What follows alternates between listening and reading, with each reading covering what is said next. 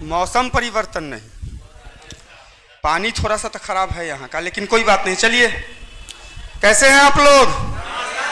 मस्त हैं जी। कुमार का बाल बच्चा सदा ही मस्त रहेगा, है ना। चलिए, आज हम लोग का टॉपिक है वैदिक काल, जिसका शाब्दिक अर्थ होता है वैदिक मतलब वेद का, काल में समय, वैसा काल जिसमें वेदों की रचना हुई उसे वैदिक काल कहा जाता है। वह काल जिसमें चारों वेद रचे गए, वेद के अलावा भी कई ग्रंथ रचे गए हैं, केवल वेद नहीं, है ना। लेकिन मुख्य रूप से इस काल में जाना ही जाता है यह काल वेदों के रचना के लिए। जिस काल में चारों वेदों की रचना हुई उसे वैदिक काल कहा जाता है। इसका काल 1500 ईसा पूर्व से 600 ईसा पूर्व के बीच में है। 1500 ईसा पूर्व से 1500 ईसा पूर्व तक तो आप आ गए थे ना सिंधु घाटी की सभ्यता में, तो वहां से फिर 600 ईसा पूर्व के बीच आज हम ले जाएंगे आज के सिनेमा में। इसे वैदिक काल के नाम से जाना जाता है। 1500 ईसा पूर्व से 600 ईसा पूर्व के बीच के काल को ही वैदिक काल कहा जाता है, क्योंकि इसमें चारों वेदों की रचना हुई थी। वैदिक काल को भी दो भागों में बांटा गया है, ऋग वैदिक काल और उत्तर वैदिक काल।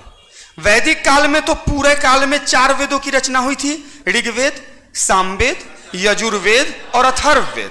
अब इस चारों की रचना जो हुई तो इसमें सबसे पहले ऋग्वेद की रचना हुई। 1500 ईसा पूर्व से 1000 ईसा पूर्व के बीच में ऋग्वेद की रचना हुई थी। तो ऋग्वेद की रचना जिस काल में हुई, अर्थात 1500 ईसा पूर्व से 1000 ईसा पूर्व के बीच के काल को ऋग्वैदिक काल के नाम से जाना जाता है। और 1000 ईसा पूर्व से लेकर 600 ईसा पूर्व के बीच बाकी ग्रंथों की रचना हुई, सामवेद, यजुर्वेद, अथर्ववेद वगैरह वगैरह, उपनिषद ये वगैरह। तो ये सारे इन सबों की रचना चूंकि 1000 ईसा पूर्व से 600 ईसा पूर्व के बीच हुई थी, इसीलिए इसे उत्तर वैदिक काल के नाम से भी जाना जाता है। यानी ऋग्वैदिक काल 1500 ईसा पूर्व से 1000 ईसा पूर्व और उत्तर वैदिक काल 1000 ईसा पूर्व से 600 ईसा पूर्व। ठीक है, सबसे पहले हम जानेंगे कि यह कैसे लोगों का काल था।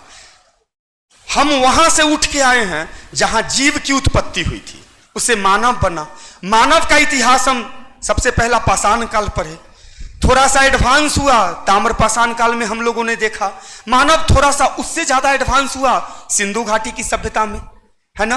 और अब हम उन लोगों के बारे में जानने का प्रयास करेंगे जो जात नाम से ही जात से ही श्रेष्ठ कहे जाते हैं। आर्य का शाब्दिक अर्थ ही होता है श्रेष्ठ। हम वैदिक काल में जिन लोगों के बारे में पढ़ेंगे उन्हें आर्य जाति के लोगों के नाम से जाना जाता है, आर्य जाति के लोग के। और हम सभी, हमें गर्व होता है कि हम सभी आर्यों के ही वंशज हैं। हम सभी आर्यों के ही वंशज हैं, सिंधु घाटी सभ्यता का वंशज नहीं माने जाते हम लोग। लेकिन यहां पे इस बात को याद रखिएगा कि ये आर्य जाति के जो लोग थे वो मूल रूप से भारत के निवासी नहीं थे। ये वैसे तो बहुत सारे इतिहासकारों ने अपने अपने मंतव्य के अनुसार बतलाया है। कुछ ने कहा भूमध्य सागरीय प्रदेश से आए थे, कुछ ने कहा इराक की खाड़ी मतलब बंगाल की खाड़ी से आए थे, कुछ ने कहीं से, कुछ ने कहीं से। लेकिन ज्यादा संभावना है कि आर्य जाति के लोग ईरान से आए थे, है ना। ईरान से वो पश्चिमोत्तर भारत की ओर इन करते हुए, अच्छा उत्तर दक्षिण पूरा पश्चिम में कोई कंफ्यूजन नहीं ना है आप लोगों को।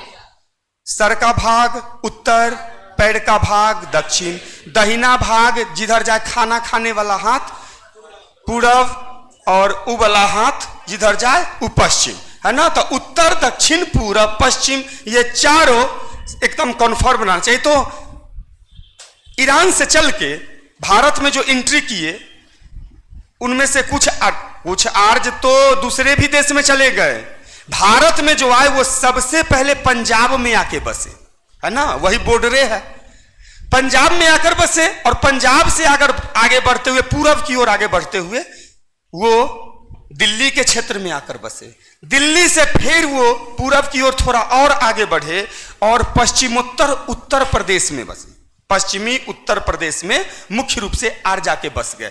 याद रखिएगा दिल्ली के आसपास ही कुरुक्षेत्र का मैदान है जहां पे कौरवों और पांडवों के बीच युद्ध हुआ था, जिसमें लाखों लाखों लोग मारे गए थे। वह स्त्रियों के सम्मान की रक्षा के लिए वह युद्ध हुआ था। आप सबों ने महाभारत को देखा है और वो स्त्रियों के सम्मान के लिए हुआ था। तो हम सबसे पहले वो चारों वेद जिसका डिफिनीशन कल बतलाए थे, फिर से एक बार हम चंद क्षण में रिपीट कर देते हैं।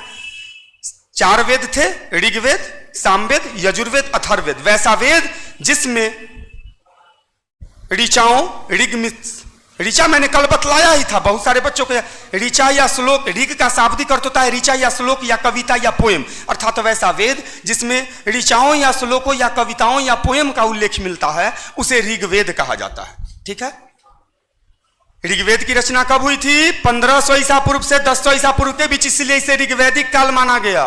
ठीक है, और उसके बाद सामवेद। साम का शाब्दिक अर्थ होता है गाना, अर्थात वैसा वेद जिसमें गीतों का वर्णन मिलता है उसे सामवेद कहा जाता है। यजु का शाब्दिक अर्थ होता है यज्ञ, अर्थात वैसा वेद जिसमें यज्ञों के मंत्रों का उल्लेख मिलता है उसे यजुर्वेद कहा जाता है। अथर्व का शाब्दिक अर्थ होता है जादू टोना या तंत्र मंत्र, अर्थात वैसा वेद जिसमें विभिन्न प्रकार के जादू टोना या तंत्र मंत्र का उल्लेख मिलता है उसे अथर्व वेद कहा जाता है। ऋग्वेद के बाद जो ये तीनों वेदों की रचना हुई थी ये सभी उत्तर वैदिक काल में हुई थी। यहां से प्रश्न बनेगा। ठीक है, अब जान लीजिए कि वेद के अलावा भी कई सारे ग्रंथ रचे गए, जैसे संहिता। चारों वेदों के सम्मिलित नाम को संहिता कहा जाता है, जिसमें चारों वेद आ जाए उनको जोड़ के कहा जाता है संहिता। वेद त्रयी, वेद त्रयी, वेद मिस वेद, अत्रयी मतलब 3 गो, 3 गो वेद, वेद तथा 4 गो, यानी कि एगो को छांटा गया होगा, है ना। तो ऋग्वेद, सामवेद, यजुर्वेद, ये तीनों वेद त्रयी में आते हैं। एगो बच गया, कौन? अथर्ववेद बच गया, जो वेद त्रयी का भाग नहीं है। अगर आपसे प्रश्न पूछा जाएगा कि निम्नलिखित में से कौन सा एक वेद त्रयी का भाग नहीं है, तो कन्फर्म हो जाएगा अथर्ववेद। ठीक है, और अगर पूछा जाएगा कि निम्नलिखित में से कौन सा 3 वेद त्रयी का भाग है, तो आप लोग इतने समझदार हैं ही, है ना। ऋग्वेद, सामवेद और यजुर्वेद है। ठीक है, उपनिषद है ना। उपनिषदों की मूल संख्या, उपनिषद क्या होता है बतलाइए? उप का शाब्दिक अर्थ होता है समीप। देखिए, हमारे पास जो आप पढ़ने आए हैं केवल इन्हीं जटिल चीजों को सॉल्व करने के लिए, नहीं तो कंपटीशन का कोई बच्चा टीचर से कम नहीं होता है। कुछ बच्चा तो इतना रट लेता है कि टीचर से ज्यादा रट लेता है। हमसे आपको मुख्य रूप से, बाकी तो पीडीएफ से फायदा मिलेगा, बाकी तो मेरे असाइनमेंट से, मैं एक राइटर हूं, मेरी किताब से फायदा मिलेगा, मुझसे यही फायदा मिलेगा। जैसे अब उपनिषद रट रहा है बच्चा जनरली रट जाता है पॉइंट्स के व्यू से, एग्जामिनेशन के व्यू से, कि भारत का राष्ट्रीय वाक् सत्यमेव जयते मुंडक उपनिषद से लिया गया है। एक आध गो तो ऐसा होता है जो मुंडक उपनिषद समझ भी नहीं पाता है, सीधा रहता है भारत का राष्ट्रीय वाक् सत्यमेव जयते मुंडक उपनिषद से लिया गया है, और उसे पूछा जाए मुंडक उपनिषद मतलब क्या था, हमको क्या पता है क्या, मतलब वो है प्रश्न है ना। तो हम आपके उसी जटिलता को दूर करना चाहते हैं। ठीक है, इंटरेस्ट जग जाएगा ना तो तुम अपने से पढ़ लोगे। एक आध जो कमेंट आता है कि सर आप जिस प्रकार से पढ़ाते हैं, एक आध बच्चा, हजारों कमेंट आता है उसमें 2-4 गो ऐसा बच्चा है जो लिखता है सर एक बात बतलाइए सर कि आप जो पढ़ाते हैं उसे सारा क्वेश्चन तक कंपटीशन। अच्छा, हम तो हमेशा खुद बोल रहे हैं, आपको मेरा नोट्स पढ़ना होगा, असाइनमेंट पढ़ना होगा, पीडीएफ पे पढ़िए, जैसे पढ़ना है पढ़िए। आप बाकी समस्या जो है हमसे ऑफिस में भी आके पूछिए, ऑफिस में आपको पर्सनल भी बतलाएंगे कैसे कैसे क्या करना है। ठीक है, तो हमसे सिर्फ इंटरेस्ट जगाइए। इतिहास में इंटरेस्ट नहीं जगता है बच्चा का। जितना बच्चा बहुत सारी किताबें को रट के जो सोचता है ना कि हो गया मेरा इतिहास हो गया, वो अपन बाल बच्चा के ना इतिहास कहियो नहीं पढ़ा पाता है। हम सच कह रहे हैं बेटा, ये सच्चाई है। अपन बाल बच्चा के जब तू पढ़ाई नहीं किया तो सरकारी नौकरी करके कथी होगा? बुड़बक कहाँ कि सरकारी नौकरी से क्या हो जाएगा? बाल बच्चा को पढ़ाने लायक ज्ञानी बनो, ज्ञानी बनो। खाली एगो ग्रुप डी निकल गया तो वाह वाह वाह वाह, अब तो हमारा पंडल आके एकदम फिक्स है, आ सुंदर कन्या, ओहे कन्या दूल्हा तो मारेगी या भाग जाएगी, है ना। याद रखिए कि इससे आगे चलते हैं। अब सुनिए, चारों जो वेद है इसके बारे में। अच्छा, उपनिषद, उप का शाब्दिक अर्थ होता है समीप, और निषद का शाब्दिक अर्थ होता है बैठना, अर्थात वैसा रहस्य ज्ञान जो गुरु के समीप बैठ के प्राप्त किया जाता था उसे उपनिषद कहा जाता है। गुरु के समीप बैठकर प्राप्त किया जाता था उस ज्ञान को उपनिषद कहा जाता है। उपनिषदों की कुल संख्या 108 है, जिसमें से 12 गो सबसे ज्यादा प्रमाणिक है, प्रूफ है 12 गो का। ठीक है। भारत का राष्ट्रीय वाक्य सत्यमेव जयते मुंडक उपनिषद से लिया गया है, जिसको मुंडको उपनिषद, उसी को संधि विच्छेद को न करके जोड़ दीजिएगा तो मुंडको उपनिषद आपको क्वेश्चन में पूछ सकता है। ठीक है। अब इससे आगे चलते हैं, आर्यों का जीवन कैसा था। तो जिसका नाम ही है श्रेष्ठ, तो फिल्म का टेलर ही बतला रहा है, नामे बतला रहा है कि अच्छा होगा।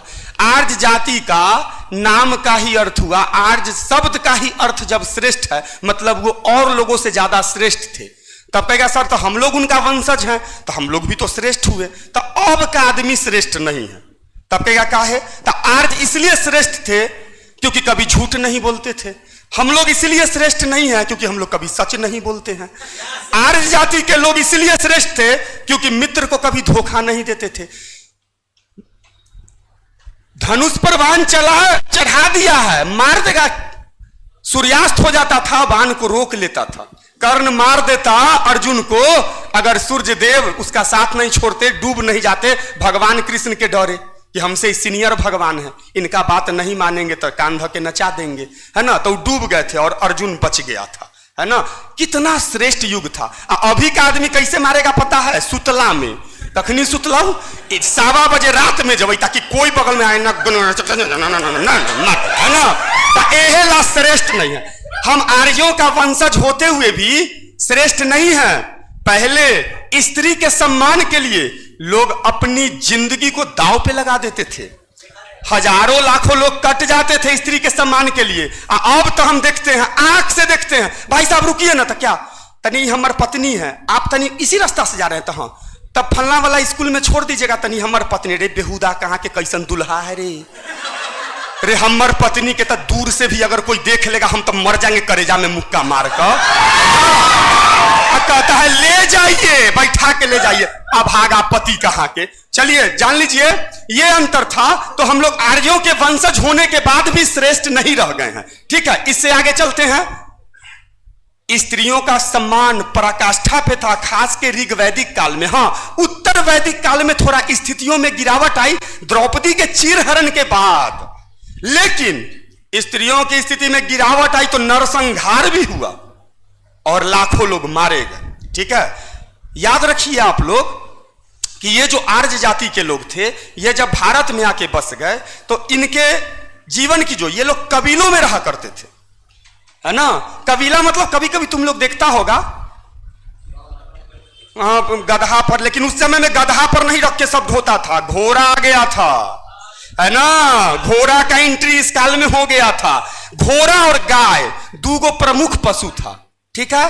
गाय आपके पास कितना प्रॉपर्टी है इसका सूचना देता था, जिसके पास जितनी गौ माता वह उतना धनवान। ठीक है। गौ माता के ही के दूध, मक्खन, मलाई, जो भी दूध से बने हुए पदार्थ, यही मुख्य आहार था आर्य जाति का, तब ना बलिष्ठ था, है ना। अभी का आदमी 17 साल का है यार, धन मना रहा है, अरे की होलो रे, चक्कर आ रहा है, गोड़ डगमगा रहा है, रे बेहुदा 17 साल में काहे डगमगा रहा है रे, यहाँ 44 साल में टनाटन है, तू 17 साल में कितने से डगमगा गया। तो याद रखिएगा इस बात को, उस जमाने में तन से, मन से, सब चीज से आर्य जाति के लोग श्रेष्ठ थे। इसीलिए वो लोग कबीलों में रहते थे। कबीले का एक राजा हुआ करता था जिसे प्राय बल के आधार पर चुना जाता था, है ना।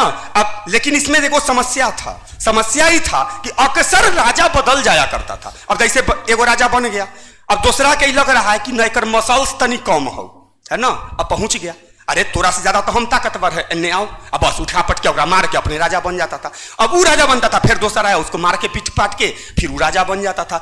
तो बाद में क्या हुआ कि राजपद वंशानुगत हो गया। कुछ लोगों ने टेक्निकल सोचा कि काहे ना राजा का बेटा ही राजा बन जाए, इसे झमेला ही सब मारपीट वाला खत्म हो जाएगा। तो राजा का बेटा राजा बनने लगा। हालांकि इसका खामियाजा अभी तक देश भुगत रहा है ना। ये गलत परिपाटी है। राजा का बेटा राजा काहे बनेगा, राजा का बेटा काहे बनेगा। राजा वो बनेगा जिसमें टैलेंट हो, है ना। मास्टर का बेटा मास्टर काहे बनेगा, मास्टर वो बनेगा जिसको बढ़िया पढ़ाने आता हो। कलेक्टर का बेटा कलेक्टर क्यों बनेगा, कलेक्टर वो बनेगा जिसमें ज्यादा टैलेंट हो, यूपीएससी जो निकाल सके, है ना। लेकिन दुर्भाग्य की बात यह है, ये सब राजा के, जैसे अभी तो राजनेता को ही राजा मान लीजिए, तो राजनेता सभी सबका ज्यादा दुरुपयोग किया। सबसे ज्यादा देश का बर्बादी का कारण यहाँ का राजनेता है, शुरू से है, आज से नहीं है, पहले भी अन्याय किया था। आर्य जाति के लोग 4 वर्गों में विभाजित थे, ब्राह्मण, क्षत्रिय, वैश्य और शूद्र। सब सिस्टम से याद रखिए। ब्राह्मण माना जाता था, गौर से सुनिए ना, आज थोड़ी तबीयत खराब है, हम थोड़ा आराम से पढ़ा रहे हैं, फिर थोड़ा सा 1-2 क्लास बाद राजा का जब आ जाएगा कहानी, उसके बाद हम थोड़े, हमारी तबीयतों खराब रहेगा, पानी चढ़ते रहेगा, तैयो कूदते रहेंगे, हम बर्दाश्त हमसे नहीं हो सकता है, ठीक है। तो जान लीजिए कि ब्राह्मण माना जाता है कि इनका जन्म ब्रह्मा के मुंह से हुआ था, इसलिए सबसे पवित्र जाति के लोग यही माने जाते हैं, है ना। और उस समय में थे भी, देखिए चाहे कुछ भी हो, मैं मानता हूं इस बात को, जो श्रेष्ठ थे तो कुछ तो कारण था तभी श्रेष्ठ थे, है ना। क्षत्रिय माना जाता था कि इनका जन्म ब्रह्मा की भुजा से हुआ है ना, तो बाहुबल से हुआ है, उन्हीं का काम था समाज की आप रक्षा कीजिए, तो क्षत्रिय। वैश्य माना जाता था कि ब्राह्मण, इसका जन्म ब्रह्मा के जांग से हुआ है ना। और शूद्र माना जाता था कि इसका जन्म ब्रह्मा के तलवा से हुआ है, मतलब पैर के सबसे नीचे स्तर से, और इसीलिए इसे सबसे नीच समझा जाता था। हालांकि मेरे अर्थ में किसी को नीच समझा जाना किसी भी कंडीशन में गलत है, लेकिन उस जमाने के लायक वो बात सही थी, ठीक है।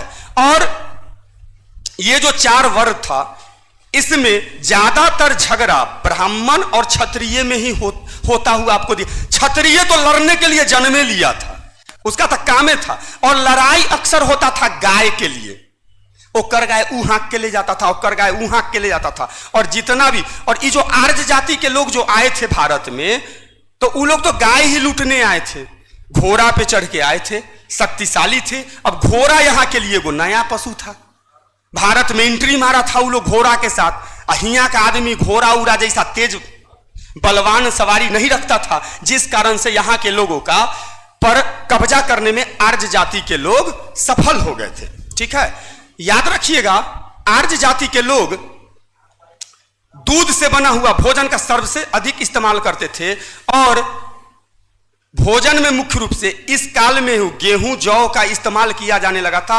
और गेहूं जौ का, गेहूं का इस्तेमाल होने लगा था, आर्य जाति के लोग करने लगे थे, ठीक है।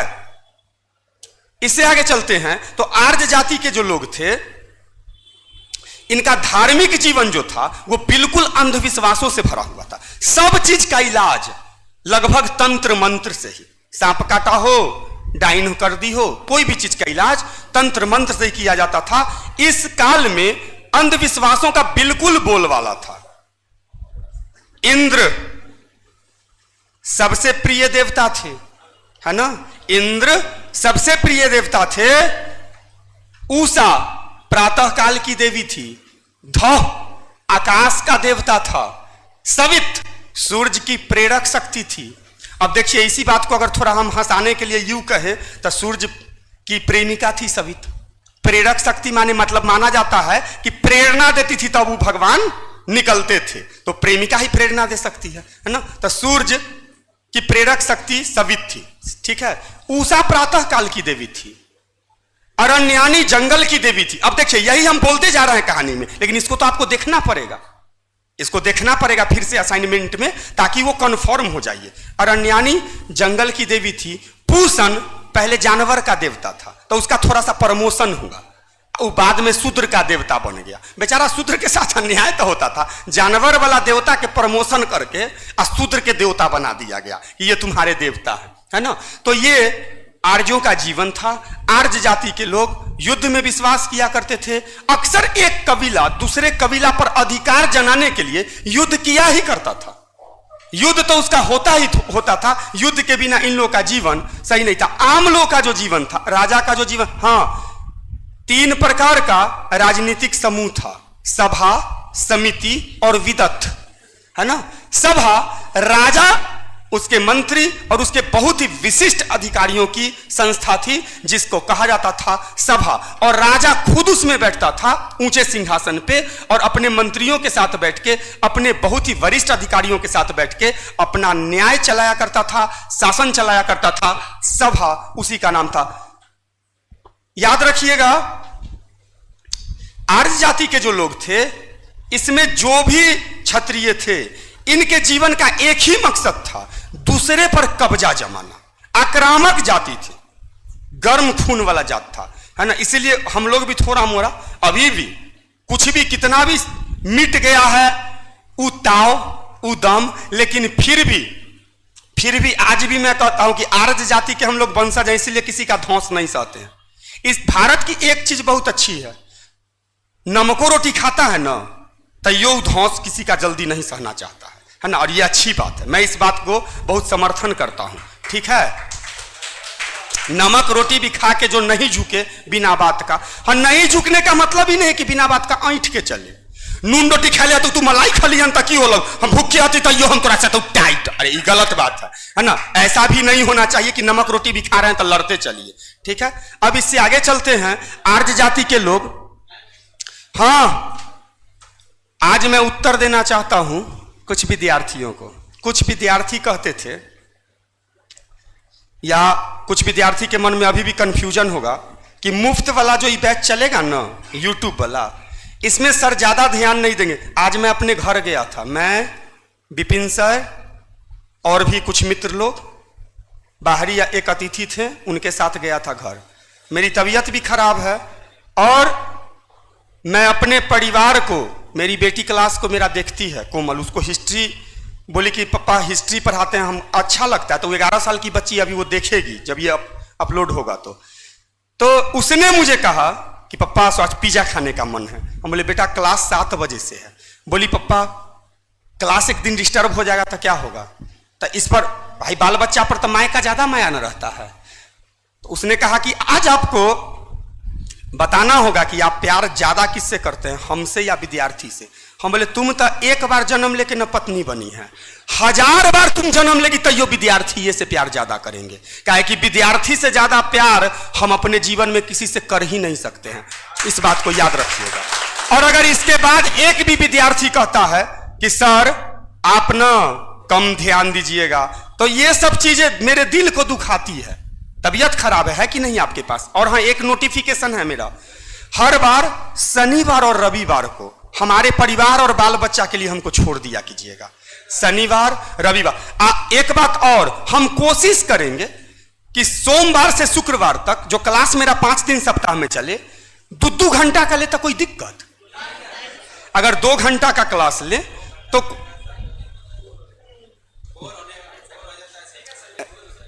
1 ही घंटा ठीक है, 2 घंटा कर दें। सुनिए सर, आप लोग जब 7 बजे आइएगा ना सोमवार को, तो हमको आदेश कर दीजिएगा कि सर हम लोगों का आदेश है, आप तो अपने शब्द में प्रार्थना ही ना कीजिएगा, लेकिन विद्यार्थी हमेशा हम अपने आप को मानते हैं हम विद्यार्थी का दास हैं। सब आदमी विचार कर लीजिएगा, उस दिन हमको इशारा कर दीजिएगा, 1 न तो 2, ठीक है। जितना देर कहिएगा उतना देर पढ़ा देंगे, ठीक है। सुनिए, 4 आश्रम था, ब्रह्मचर्य आश्रम, बोलो, गृहस्थ आश्रम, वानप्रस्थ आश्रम और संन्यास आश्रम। ये 4 आश्रम ऐसा था जिससे कि लोगों के जीवन, आर्यों के जीवन में उनके जीवन का जो पैटर्न था, पैटर्न का ये व्यवस्था था। क्या पैटर्न है ना। अब तो अभी कोई पैटर्न है, अभी एक के पैटर्न है, जन्म लो, 2 साल का हो जाओ, मोबाइल देखो, उसके बाद जब चलाने लगो तो चलाते रहो, जब तक मरो नहीं चलाते रहो मोबाइल। यह एगो पैटर्न है आजकल के युग में। लेकिन उस जमाने में पैटर्न था पहला ब्रह्मचर्य। स्टूडेंट लाइफ को ब्रह्मचर्य लाइफ माना जाता था। विद्यार्थी का जीवन ब्रह्मचर्यता से परिपूर्ण हुआ करता था। इस सुनकर तनी आप लोग भी मने मने, आर्यों का हम लोग वंशज हैं, तो थोड़ा ध्यान दिया कीजिए कि हमारे जो पूर्वज थे वो जब पढ़ते थे, है ना। अच्छा एक बात बतलाइए, भीष्म पितामह का नाम तो सुने हैं ना। ये तो महाभारत रामायण सब आर्य के ही इतिहास में है। एक बात बतलाइए, भीष्म पितामह को जब पता चल गया, देवव्रत भी उनका नाम था, उनके पिता का क्या नाम था? शांतनु को पता चला कि हमारे पिताजी को एक लड़की से प्यार है, आउ बुढ़वा तनी मनी उम्र के नहीं रहा होगा, हमको लगता है 100-150 साल से, उस समय तो 300-300 साल जीता था। तब माने पता जब चल गया कि हमारे पिताजी को एक लड़की से प्यार है, और पिता कैसे बोले मुंह से अपने छोटे बच्चा 18-20 साल के बच्चा को कि बउआ रे बुढ़ारी में हमरा गिढ़ारी करे के मन हो, हमरा प्यार हो गया तो सुनिए ना, देखिए क्या युग था। जब पता चला तो पिता को जाके खुद बोले भीष्म पितामह, देवव्रत उस समय जवानी में देवव्रत नाम था, कि पिताजी आप काहे टेंशन लेते हैं, आप शादी कर लीजिए। तब जब बोले क्या कि हमसे शादी वो लड़की कैसे करेगी, और तुम अभी कुमारे हो, ये मेरा तो वो लड़की के पास गए और बोले क्या कि तुम मेरे पिताजी से शादी कर लो, हमारे पिताजी राजा हैं, राजा का तो बहु विवाह करने का अधिकार था। तो लड़की देखिए, लड़की और माए बाप के दिमाग लगा के और ऐसा शर्त रखी कि आप ब्याह न कीजिएगा, ये बोले तब ब्याह नहीं करेंगे, अब ब्याह न कीजिएगा, अगर साइडों से किसी से मतलब रखिएगा, कहीं बाल बच्चा हुआ कि कहीं सिंहासन पर कब्जा कर लिया, तब तक बोले कि हम वादा करते हैं कि आजीवन ब्रह्मचर्यता का पालन करेंगे। आजकल के बेटा के अगर बाप के बारे में पता चल जाए कि पप्पा के कोई से प्रेम है, तो सबसे पहले तो सर्फ एक्सल के धोलाई देगा कि रे बुढ़वा तू क्या कर रहा है रे। यही था आर्य जाति का जीवन, श्रेष्ठ जीवन, कि पिता को पिता का दर्जा दिया जाता था, है ना। प्रेम को प्रेम के नजरिया से दिया जाता था। रामचंद्र जी देखे थे सीता को कहां, नहीं वन में नहीं देखे थे, वो फूल तोड़ने गई थी, है ना, तो देख लिए थे, तो इसी को प्यार माना जाता था। अभी देखना प्यार माना जाता है, तो पता चलेगा सबके सबसे प्यार है, सबके सबसे बियाह हो जाना चाहिए, है ना। तो ये समझ लीजिए कि कितना उत्तम कोटि का युद्ध होता था, उसका भी सिद्धांत था।